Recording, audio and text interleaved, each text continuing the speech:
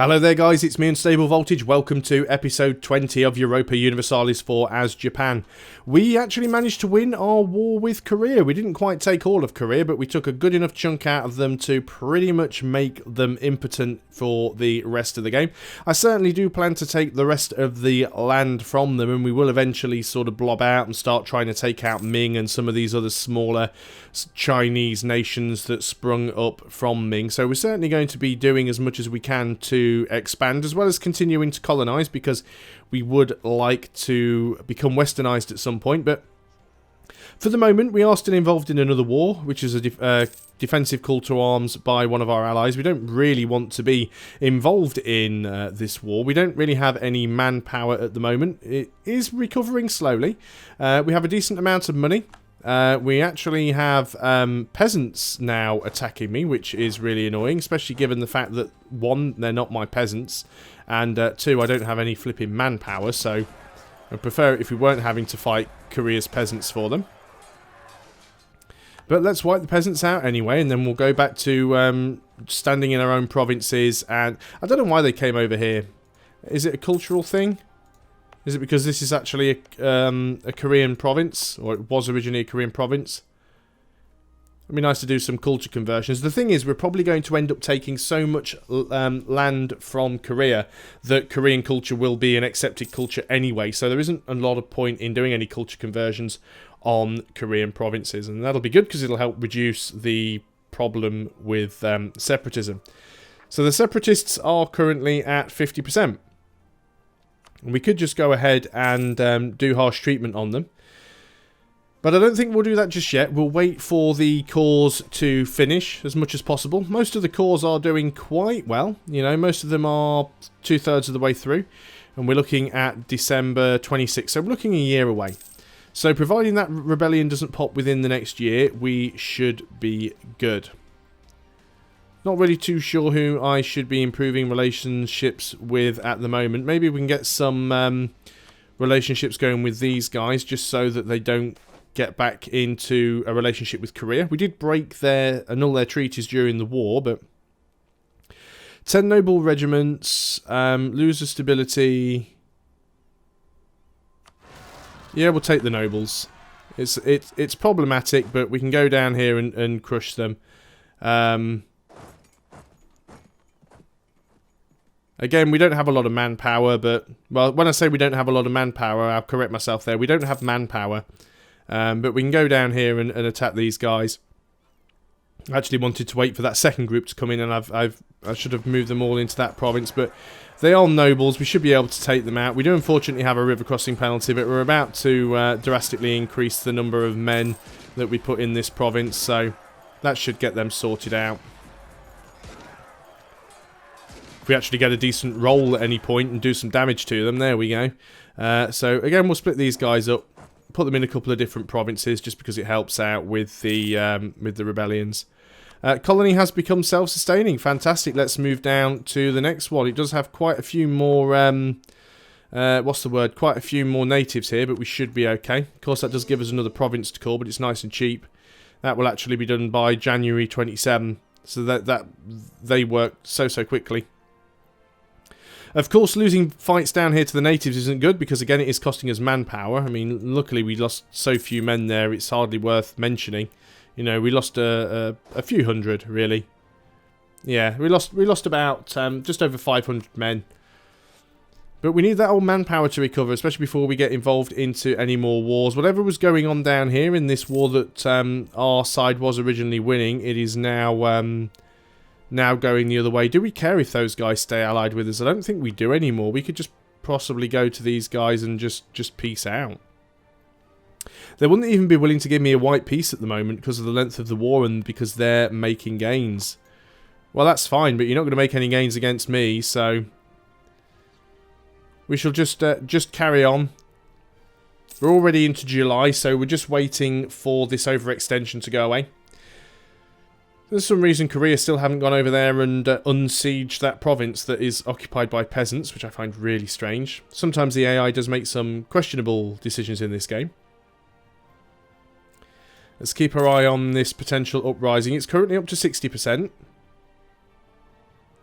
So don't have to worry about it too much. It only has a chance to go up once per month, so... You know, it needs to go up 4 more times, and there's only sort of 4 more months left in the year, so we should be okay. It didn't increase at the end of August either, so it isn't going to get to 100% by the time everything is cored. And by then, if the revolt risk drops enough, we might be okay.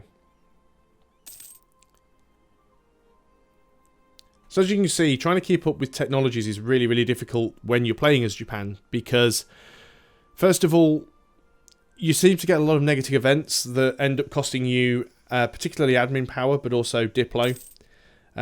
Depending on whether you start Japan as the Shogun or whether you start Japan as a Daimyo, it's going to be expensive in Diplo points or admin points. Obviously, if I started as the Shogun, and playing the way you're supposed to play and annexing everyone diplomatically means that you're going to use a load of Diplo points.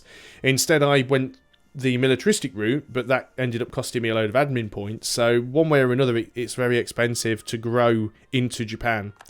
There's quite a lot of our cores done, not all of them, but a good chunk of them. That's still only at 60%. National unrest is in the negatives, which is good. We're still 19% overextended. These cores should literally be done in a month. So we'll have 0% overextension in 1 month's time. There's another one done. And we've got... 1st of April. That was a little bit longer than I expected. So it's just this one left. 5% overextension. 1st of April, we'll get rid of all of that. We'll recall our diplomat. You have increased again. Yeah, there's still quite a bit of revolt risk. I think I will go and spend the points and harsh treatment them down. It wouldn't be bad boosting stability. It is expensive to boost stability, so we'll just keep that down for the time being. And obviously one of the problems, and what I should probably do, is move this guy into here. We are converting over here, so that is giving this one a lot more unrest than everywhere else. Looks like somebody down here has pieced out. No, Chu's the only one now left on their side, and his war enthusiasm is at low. So even though we have negative war score, there is still a potential chance of winning this. I could wipe peace out, and in fact I'm not just going to, because I just can't be bothered with it. So there we go. We are out of that. Still over our relationship limits. Oh, what happened there? Oh, we've got our core. Reduced overextension. We've completed our mission. The rebel uprising is going back up again. We still have too many diplomatic relations. Provincial unrest is widespread, but not unmanageable. So do we keep our alliances with everybody? Yes, we do. Yeren is probably going to be a target for us soon. What missions do we have? Colonize someplace or turn somewhere we're already colonizing into a city. Well, we might as well get that one done then. We've got a lot of money in the bank. Might not be a bad idea to go ahead and get ourselves a couple more of these regimental camps so we can improve the improve our manpower. They're a little bit more expensive to buy. It's gone up by a ducat, you might have noticed. That is because of our inflation, but that is fine. And then maybe even get another barracks or two and increase our manpower pool. Again, you do want to try and avoid places that have high autonomy. We shouldn't have any high autonomy anywhere on the Japanese mainland. That's pretty much spent all the money we've got, but it should increase our force limit and our manpower. It's a moot point at the moment because we're already under our force limit and we don't have any manpower to build additional troops. We're also under our naval force limit. I might go ahead and build a few more lights. I might even go and get up to 20 transports. Speaking of the transports, we can probably mothball you guys for the moment because we're not really using you. So mothball the transport fleet. I think being able to move 16 troops around at once is probably more than enough. I think grabbing a few more lights is potentially a better idea. So let's go ahead and we'll grab a couple more lights. And remember, we are still trying to catch up on Diplotech. We are quite behind at the moment. We're on minus 25% neighbour bonus, though, so we should be able to tech up quite quickly. But, I mean, look at that. Our Diplotech is 5, and we should probably be on sort of 8 or 9 by now if we were trying to keep up with everybody else. So that is quite bad. And, of course, it will allow us to colonise further and give us more trade range and stuff like that. So that is all good. At least it's going to be a lot easier going to war with Korea. What we should probably try and do is when our truce is up, we should probably jump on them straight away, assuming they don't have a lot of powerful allies. And assuming, of course, we also have some manpower that we can fight them with. Natives rising up, again, problematic because it hurts the manpower. We could go ahead and set another rival. I think we might wait until the royal marriage breaks over here with these guys. Now, is your guy dead yet? There's 56, so your ruler died. And, no, that's our march. I should be looking at this one. Your ruler's 55, so your ruler did die. So it has to be my ruler that dies to break the royal marriage over here. Then we can break the alliance, then we can go and fabricate on and attack those guys. My ruler is 40, so he could die any time. The Japanese ones early in the game do seem to, especially when you're playing as the Shogun. If you remember the first few videos that we played, we were having leaders dying in their 20s, so it happens quite often, and not just when they're at war. Minus 5% morale of armies for 2 years. Well, it's a good job we don't really have any immediate wars to concern ourselves with. Obviously, the war exhaustion should be going down now. Morale of armies will potentially affect us if we go to war... if we have to deal with rebellions, but remember with separatists that they usually start with... I think they start with the same base morale you have. So if I've got a reduction to my base morale, they have a reduction to their base morale as well, because obviously they're getting their uniforms from the same place that we are. So we could go ahead and grab an idea group in the military. I think I just want to try and tech up at the moment. That provincial unrest isn't terrible. It's at 60% still. Once we've finished converting, we might wait for some of these to go down. They're all cored. The biggest problem that they have, of course, is the separatism. The separatism will start to burn off. I'm looking at the wrong thing. Should be looking at unrest. Yeah, separatism will start to burn away, so we don't have to worry too much about it. But we just need to keep our eye on it and make sure it doesn't hit 100%. I don't want to have to keep spending military power on it to buy it down if I can avoid doing that. Looks like our march up here is actually starting to make some gains now. They've got six regiments. It'd be nice if they had a few more, but we'll take what we can get.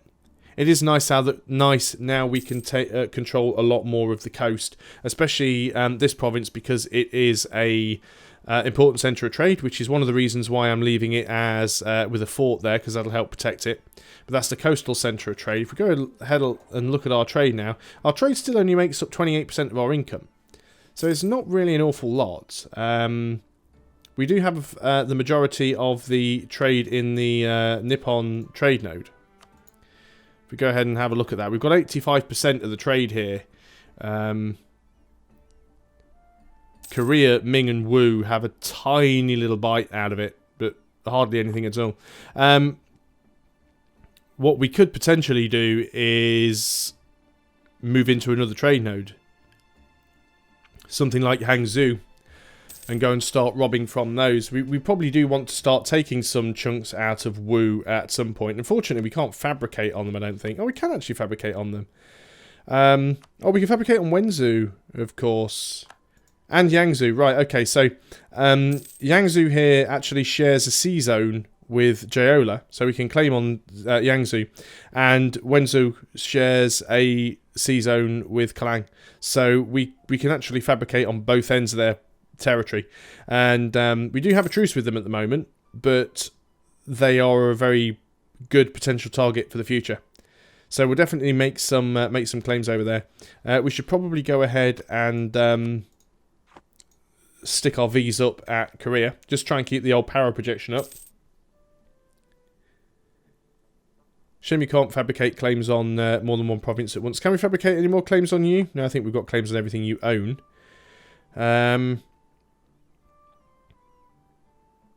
Yeah, that's about it for the moment in terms of claims. Those look like all of our likely people to go to war with. What have we gained there? Is that extra light ship? Yep. Well, you're already in that zone. So there's 2 more light ships to go and protect trade in Nippon. Managed to convert the heretics. Now, I'm not going to do another conversion in these provinces for a while because that does really increase the unrest. So we'll leave it for just a little while. What I also want to do is think about moving my merchants, because I've got one down here who's actually collecting. I still don't have anything further upstream that I can push down with. Well, having one there is fine. Collecting from here is probably better than collecting from somewhere like this where we don't have any trade power. So I guess collecting from there is probably still our sort of best option. So we'll carry on doing that just for the time being. There again, it would be nice to get these religious conversions done. Natives again. Gyeongsong, let's move you into there then, and we will go ahead and we'll... I mean, is it going to burn down any? We do still have the unrest. That's not going to go away. So we might as well go and do the conversion.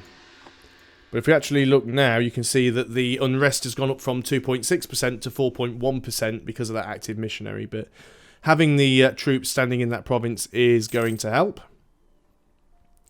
Still overall relations, Korea's really, really weak now. They don't have any allies. Obviously, we have a truce with them, so we can't actually do anything against them. But they're in a really weak state. I don't think they have anything else that's like an important centre of trade or anything.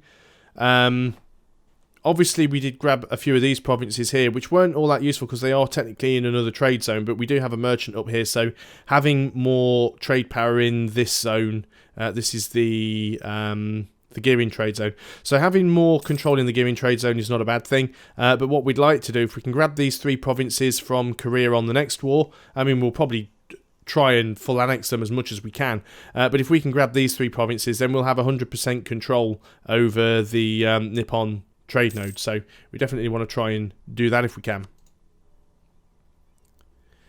So we can choose a tech. That is going to be our Diplo tech. We're definitely going to take it because we're miles behind time, and this is the problem. When it's very, very difficult to get ahead of time, you are never going to get that production, you're never going to get that trade efficiency bonus from Diplo, and you're never going to get that production efficiency bonus from admin, so it's really, really annoying always playing catch up on the techs. It's almost as bad as playing Civ 5. So we've got our CB against Wu. We'll go ahead and fabricate the claim on their other province because we might as well. There's not really an awful lot else that we can do with our diplomats. We will keep improving relations with people where we can. We did have this alliance with Miao. Looks like they've actually lost a province here. They are still allied with us, funnily enough. They didn't like us too much because we separate pieced out. So I think we will go and just carry on improving relations. And you can never have too much grain. I disagree. I think you can definitely have too much grain. So it's just playing the waiting game now a little bit. This is obviously the problem with EU4. I notice we are starting to get some manpower back. This was something that a conversation... Oh, hang on, we've got separatists. Let's go and deal with these. Let's just pause up. Obviously, we don't really want separatists where we can avoid it, but we're going to have to try and take them out as quickly as possible. I would have liked to have been able to go to this province first because they're more likely to win that siege, but unfortunately, I've got to cut through this province. I could have left that one until later because it's on a fort. It'll take them longer to take it. We'll gain 10 army tradition. Yes, please. We'll gain some prestige for money. Wow, there's so many events coming up all at once. Right. Can I just do one at once? Give me some prestige. 6 noble regiments, local autonomy, or lose 33 Diplo. Take the local autonomy, I don't mind. So let's hope we can win all of these fights, and then what will happen then is we will lose a load of manpower again. So you carry on over there, you should win that. Hopefully we'll get there before they win that. No, damn, 10 more years of separatism. Oh well. Let's move you back over there because you're trying to reduce the unrest. At least now that it's going to be a while before it fires again. So we'll siege that back. Lost a great advisor, which is our Diplo guy. We definitely want to keep. How much are we making? 14. Let's get a rank 2. Get our Diplo up. I think we had a rank 2 before anyway, and that trade efficiency will help. So, back to what I was saying before the rebellion popped. It reminds me of a conversation that I had with Marbazir a little while ago, and we were basically talking about EU4 and how in-depth it is as a strategy game. Now, EU4, like most Paradox games, is very, very complex. It's a very, very complex game to learn, a very, very complex game to understand. It's got a lot of mechanics. There's a lot of different things that you need to keep track of, and it is complicated because of the vast number of modifiers and values and things that are thrown at you. But ultimately, the game isn't all that in-depth because everything you do in EU4 is just about war. You fabricate claims on somebody, you get CBs on somebody, you go to war with them, and you take stuff.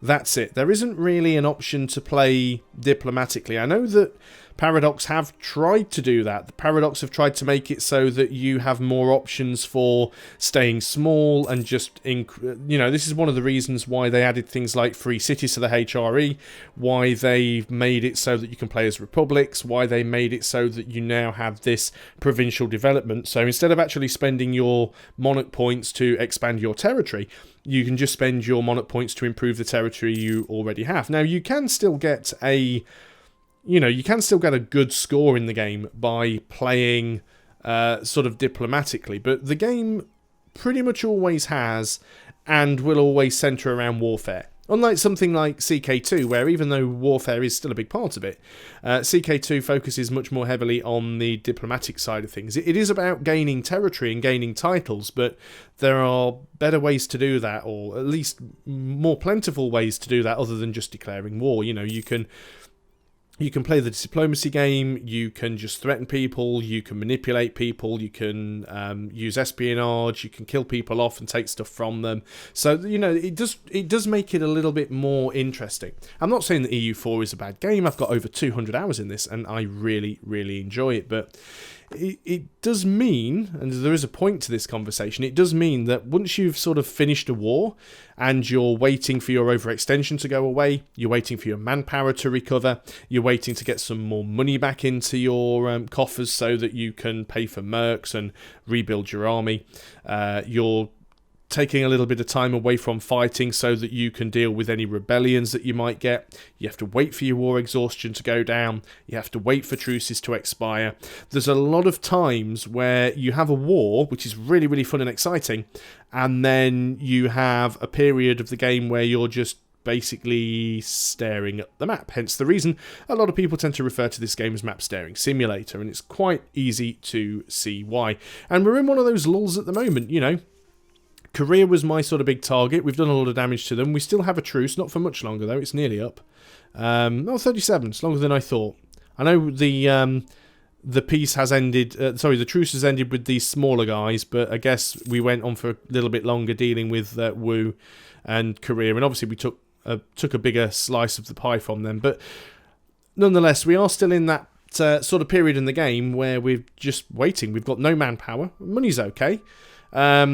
But we haven't really got anyone that we can sort of go to war with right now, so we're just going to have to wait. But I'm certainly glad that I managed to win the war against Korea and take some land from them, so I think that was a good play. So on that note, I'm going to end the video. I'd like to thank you guys again for watching, and I hope you are enjoying this series. Remember, if you're new to the channel and you've enjoyed this video, please do consider leaving a like and subscribing. And if anyone would also like to help support myself and the channel, there is a completely optional Patreon account, and the link to that is in the description below the video. But until next time, goodbye for now.